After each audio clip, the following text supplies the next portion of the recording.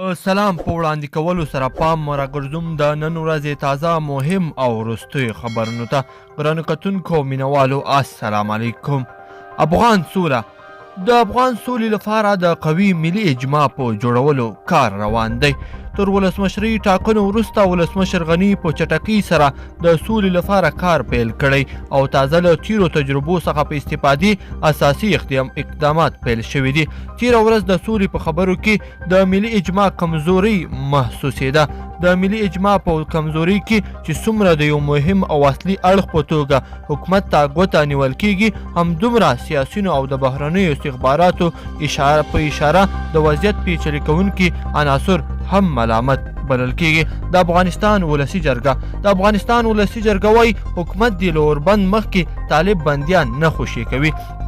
دا ولسي جرګې غړي ویلي دي تر هغه چې طالبانو اوربند ته غاړه نه وي ایښې، حکومت د دې ډلې غړي هیڅ کله له بندیخانې نه خوشي کوي. وکیلان وایي له اوربند او بین الافغاني مذاکراتو وړاندې د بندیانو خوشي کول د سولې پروسه لا پیچلې او ځنډوي.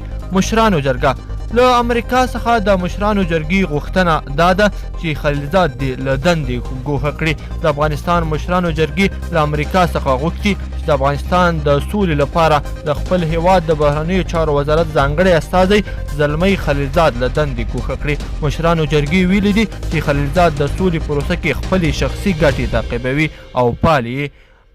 مولانا فضل الرحمن پاکستان ته به ورشو. مولانا فضل الرحمن ته عمران خان خبرداری ورکړی دی که د حکومت سره مذاکرات ونه کړل محکمې ته شکایت کوو. د عمران خان د مذاکراتي ټیم مشر او د پاکستان دفاع وزیر پرویز خټک ویلي مولانا فضل الرحمن ته د مذاکراتو وړاندیز کړی دی، خو که چیرې وړاندیز ونه مانه محکمې ته ترې شکایت کوو.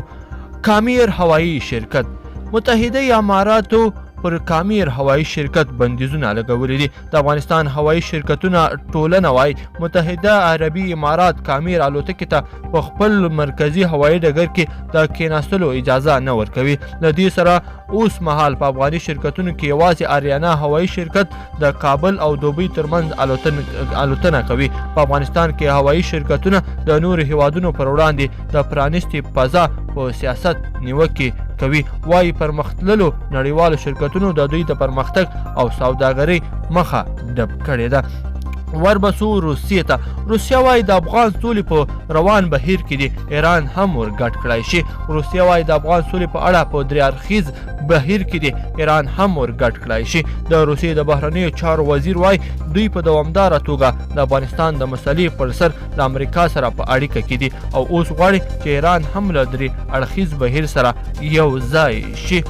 د وربسو ټاکنو خپلواک کمیسیون ته درملوک کمپنۍ څه باندې 80,000 بایومټریک شوې رایې بې باوره اعلان کړي دي. د ټاکنو خپلواک کمیسیون وایي درملوک کمپنۍ دوی ته معلومات سپارلی دي او دغه کمپنۍ تر 80,000 ډېرې رایې بې باوره اعلان کړي دي. وروستی خبر هم د مشرانو جرګې مشر او د ولسي جرګې مشر ترمنځ ناندرۍ.